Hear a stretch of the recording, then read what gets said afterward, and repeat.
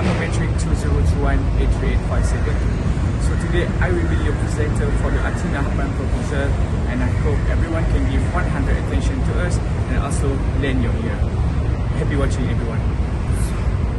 Hi, Assalamualaikum. My name is MIOR HUSIN. My metric number 2021-207-426. So today we are going to talk about the implementations of the Athi Nahappan's proposal. So you know her? Stay tuned. Bismillahirrahmanirrahim. Assalamualaikum and good morning everyone. How are you? I hope you are doing well. My name is NAZRULHAQ. My ID number is 2021811246. Hello, saya Muhammad Muhammad bin Muhammad Ismail. Metric number is 2021-64644. Want to know more about the Athi Nahappan proposal? Stay tuned. The leadership of Rani of Zachi regiment was handed over to Janki Devar in 1944 from Captain Lakshmi.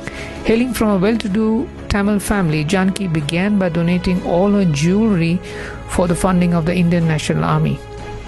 After listening to a moving speech by Netaji in Singapore, even after facing fierce opposition from her family members, she joined the regiment and worked hard to become the commander of the Burma contingent. After World War II, she emerged as a welfare activist. She was a founding member of the Malaysian Indian Congress and one of the earliest women involved in the fight for Malaysian then Malay independence. Later in life, she became a senator in the Dewan Negara of the Malaysian. As you know, we will talk about the overview of Athi Nahappan. So let me tell you who is this superwoman. So guys, this is the report of the Royal Commissions that Athi Nahappan do the proposal. Athi Nahappan's Royal Commission was established in 1965 with the purpose of the reforming the entirety of the government system in West Malaysia.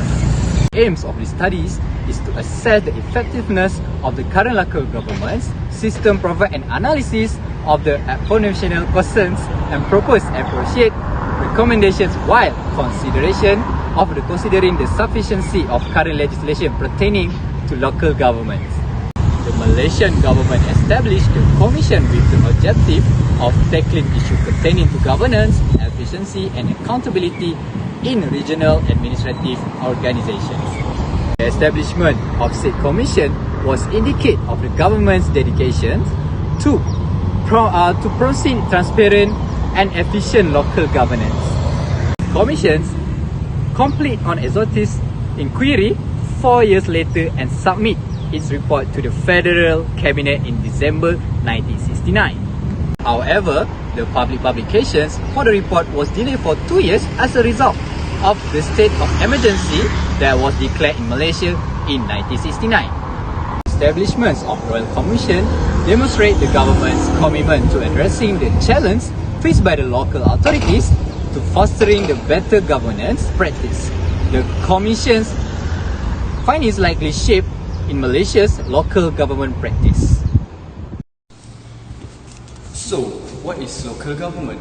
Local government refers to the governing body that possesses jurisdiction and power to establish the implement action and policies.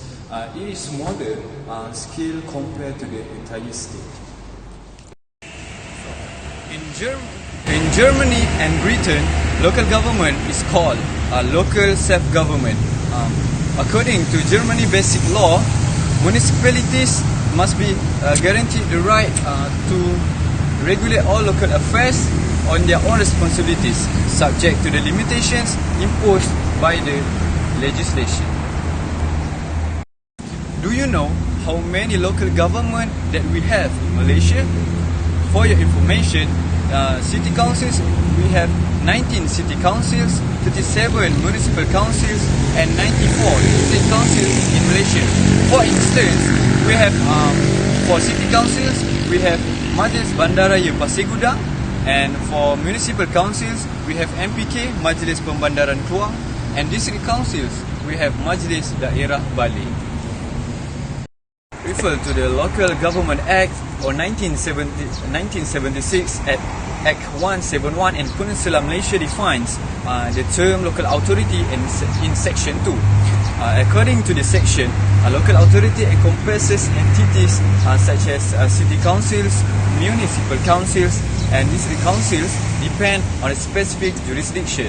So local government can collect taxes, creating laws, grant license and permits for any trade in their jurisdiction and develop their areas. So, for example, municipal council control smaller towns and cities, while city councils manage bigger cities and district council manage rural and urban areas. So, if you're interested to know more about Royal Commission, stay tuned and follow me.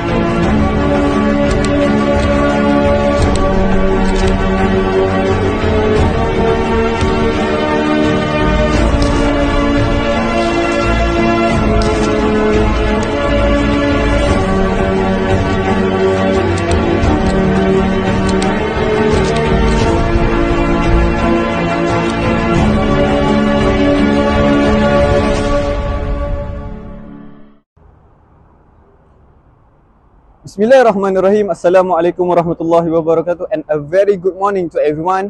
Today, as you can see now, I'm at the Majlis Bandaraya Seremban, and today I would like to talk about one of the proposal of Athi Nahappan, that is every each of country should be covered by local authorities.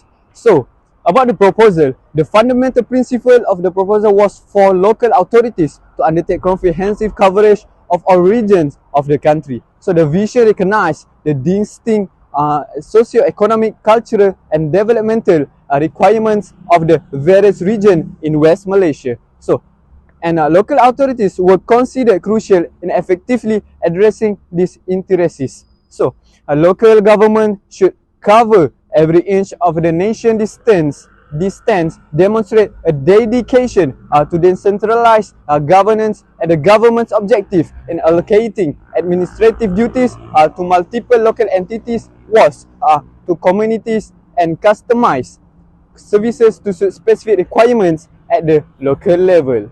The proposal emphasized that a local authority should be liable for the governance and development of every municipality irrespective of its size of population density.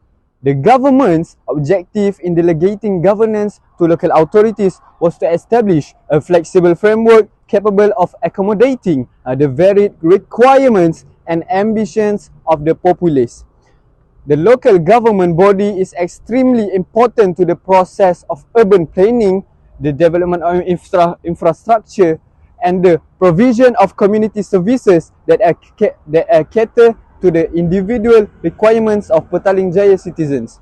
The recommendation made by the Royal Commission aim to enlarge and improve these institutions of local administration across the entirety of West Malaysia. The implementation of Athi Nahappan proposal for every inch of country should be covered by local authorities is a significant recommendation that surfaced from the Commission's investigation was the critical need to guarantee true coverage of local authorities in all regions of the nation. In order for development, planning and governance to be effective, the Commission acknowledged that local governments in every region, regardless of their geographic or demographic characteristic, must be involved. The primary objective of this recommendation was to rectify inequities in local governance, encourage for allocation of resources and cultivate a sense of community engagement in the deliberative procedures. So the establishment of local authorities by the government in areas that were previously undeserved ensure that even remote or sparsely populated regions were integrated into the framework of local governance. The establishment of fresh administrative entities is to facilitate community progress, constituted this endeavor.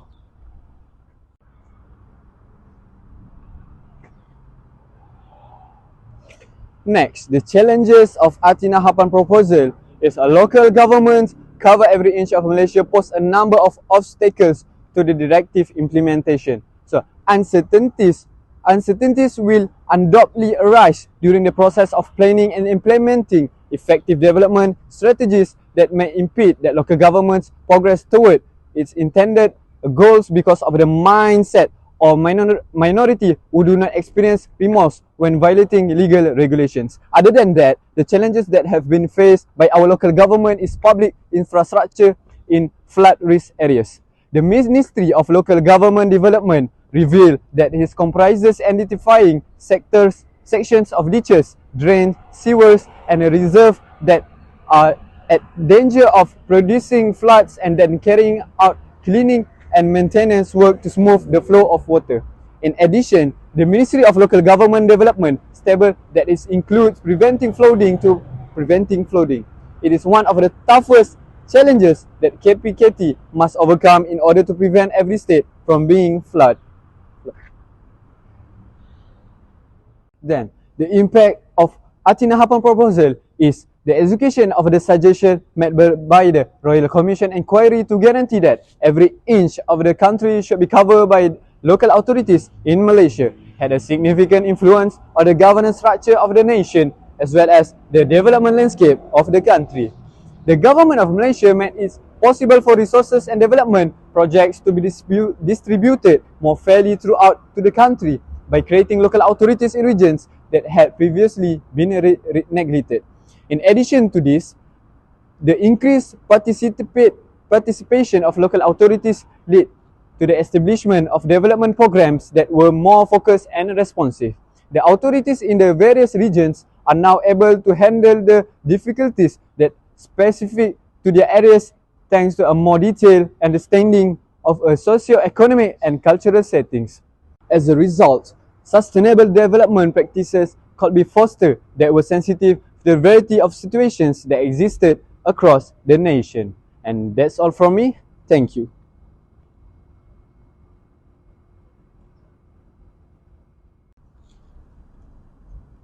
The next recommendation of the Athi Nahappan proposal is that should one single law applicable to all the local authorities that will implement in 6 months. The recommendation seeks to standardize local authority laws in West Malaysia, aiming for consistency in function, powers and governance within 6 months. The 1988 Royal Commission proposal aimed to eliminate disparities, enhance efficiency and ensure equal treatment. The urgency of reform is stressed with a 6-month enforcement deadline reflecting the commitment to prompt change in West Malaysia local government practice. The Local Government Act of 1976 laid the foundation for Malaysia local government framework, addressing inconsistencies and providing a systematic approach.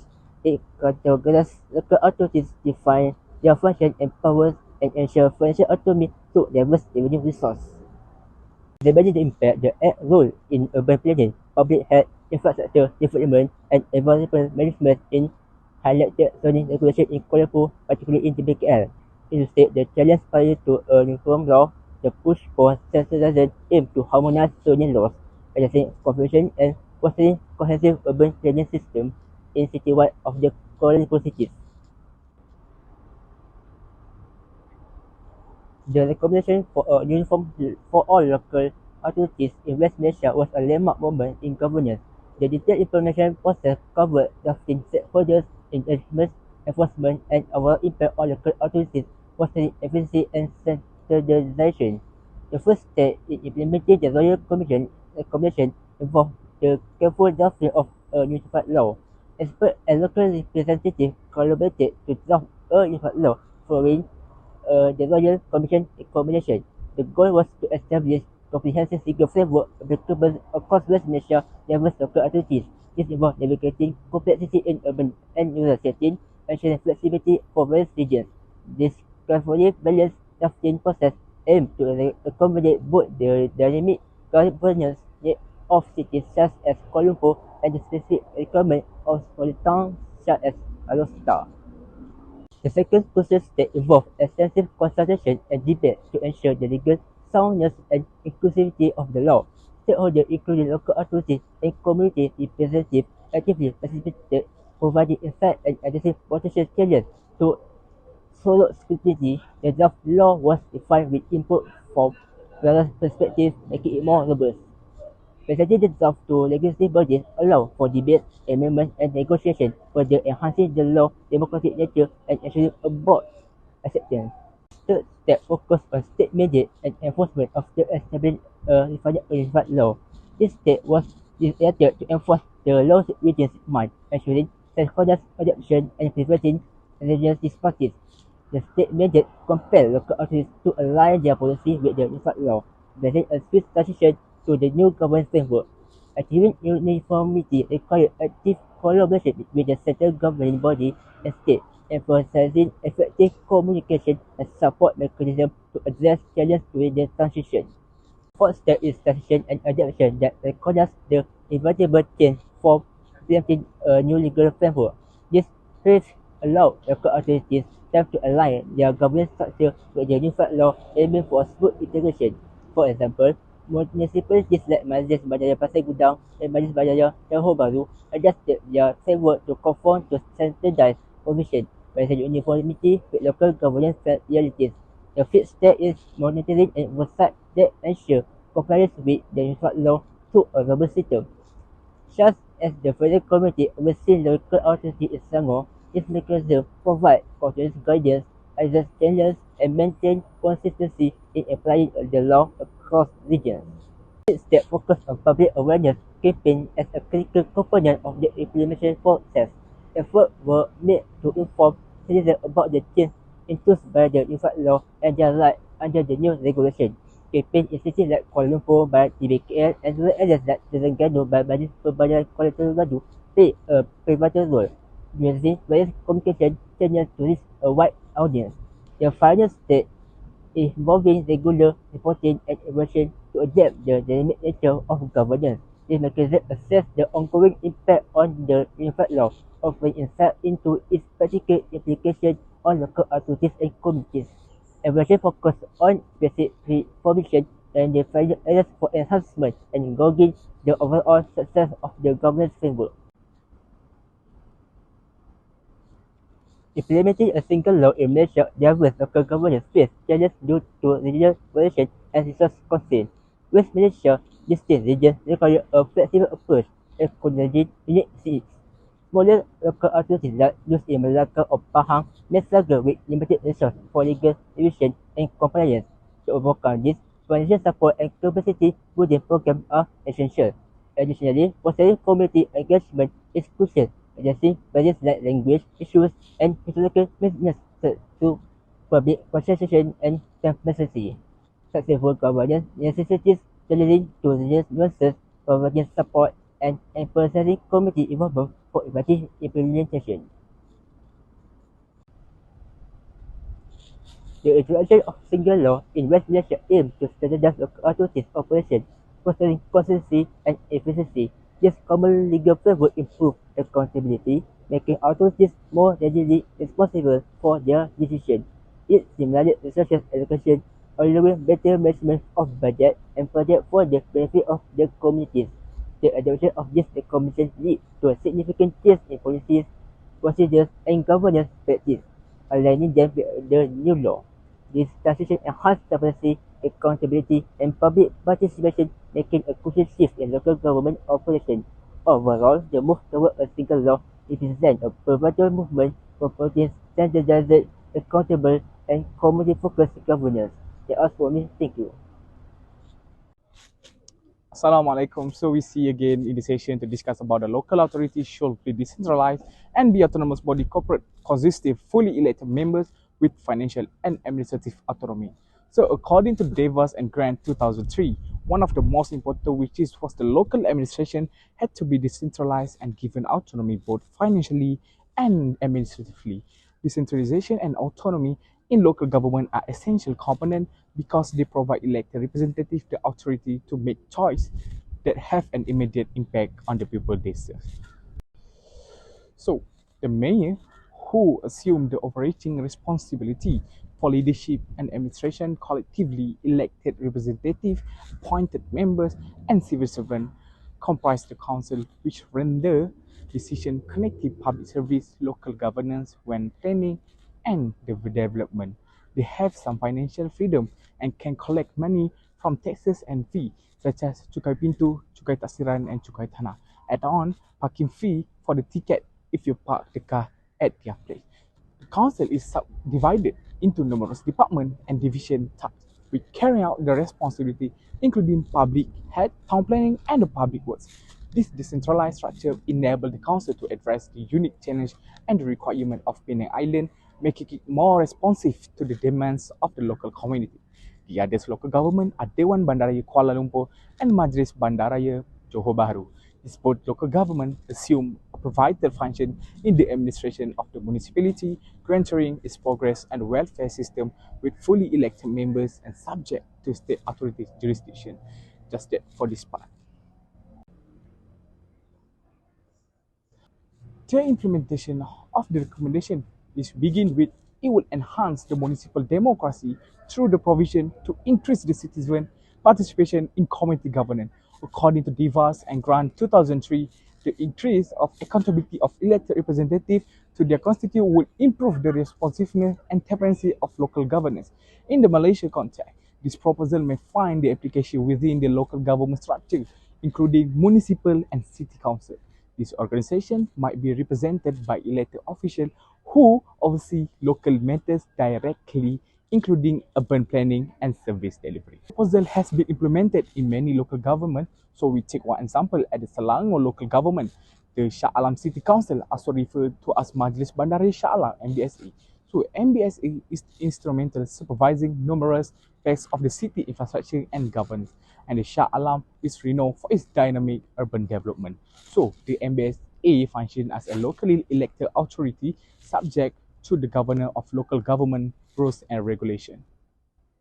The challenge for the recommendation that I have asked before this is, according to Alaki 2014, the possibility of inconsistency and different inequality of local administration is one of the most significant obstacles that must be overcome. So, autonomous local authority may not always have the resources or expertise necessary to successfully handle local challenges. So, Penang is a well-known example of a Malaysian local government that demonstrates this concern, and it serves as an example as a result. The Penang Island City Council, MBPP, and the Seberang Perai City Council, MBSP, are two state municipal governments. Even while these councils have considerable autonomy, they are limited in their capacity to control the rapid urbanization occurring on both the island and the mainland. Concerns have been expressed concerning difference in service delivery and infrastructure development between these two areas. However, determining what exactly falls into each of these categories can be challenging, leading to argument between state and municipal government about jurisdiction and decision-making power. The impact of the recommendation by the Athi Nahappan is the decentralization of local administration enabled them to make decisions that had a direct impact on the people they serve. Because they mirror that desire of the local community, is the fully elected members is able to establish a more democratic and accountable government. Next, local government were able to manage their resources and activities more efficiently in the community because of their financial and administrative independence. They were able to allocate resources in accordance with the local priorities and successfully respond to local challenges. And the last one is the Seberang Perai City MBSP and the Penang Island City Council MBPP. Is the council now have the authority to run local affairs, distribute funds, and make critical communal decisions. They have successfully developed initiatives to infrastructure improvement activities and urban planning projects. I think just that from me. Assalamualaikum. Hi, Assalamualaikum. So I'm going to talk about Athi Nahappan's proposal, which is all trades and business registered under the Registration and Business Ordinance 1956 should be required to pay the license fee annually. So to ensure the growth and upkeep of the communities they serve, local authorities in West Malaysia need a reliable source of income to maintain and enhance public service and infrastructure. Let's just take a Malaysian local government such the Penang Island City Council MBPP as an example. Penang business profit from the public service, roads and infrastructure of the city. Business may contribute to MBPP's income for upkeep and improvement of these services by paying an annual license charge. The local community well-being depends on funding initiatives like garbage management, environment preservation and road maintenance, all of which will be funded with the money raises. A business-friendly climate may be established by a local government that is well-run and has a steady income from license fees. So this benefits the neighborhood and nearby business owners by drawing in new clients and creating employment possibilities. The December 1968 recommendation of the Royal Commission to levy an annual license fee from all trades and commercial operations registered under the Registration of Business Ordinance 1956 was a multi-phase proposal. All local governments decide to provide a service, improve or construct infrastructure or regulate private activity. The question of how to pay will generally be an important consideration. Kuala Lumpur City Hall might, for example, set aside money for road maintenance, public transit improvement and investments in green areas and recreational facilities. The allocation of funds to projects that enhance the quality of life and support local enterprise demonstrates a commitment to community improvement. So for the challenge, this concerns using the Johor Bahru City Council as an example of a municipal government in Malaysia. The difficulties of enforcement and compliance as making sure that every firm complies with the yearly license fee requirement will be one of the main issues set aside by the Johor Bahru City Council to monitor and enforce compliance, which will result in higher administrative expenses and possible opposition from companies looking to avoid these tests. So the Johor Bahru City Council must decide how to handle the possible effects on these companies, making sure that the levies are reasonable and do not impede their expansions or continue existence.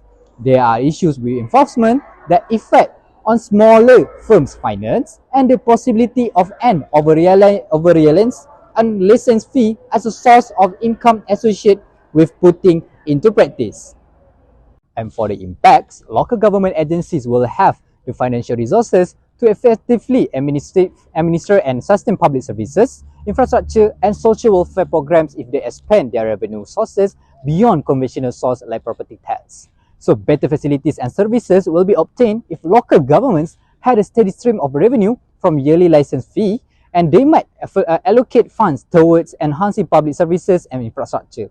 So the improvement of waste management systems and transportation networks might all be funded by the Selangor state government. So better living conditions will then draw additional companies and inhabitants to the region, despite promote trust among companies, locals and other stakeholders and results in better governance practice. So in conclusion, the Athi Nahappan's recommendation reshape local governance by addressing challenges and enhancing efficiency. So the call for comprehensive governance aims to cover the entire country, eliminating gaps in service and representation. The directive for a single law within 6 months signaled a significant move toward legal standardization, streamlining frame forwards, and ensuring community consistency. Despite these benefits, implementation falls insecurities.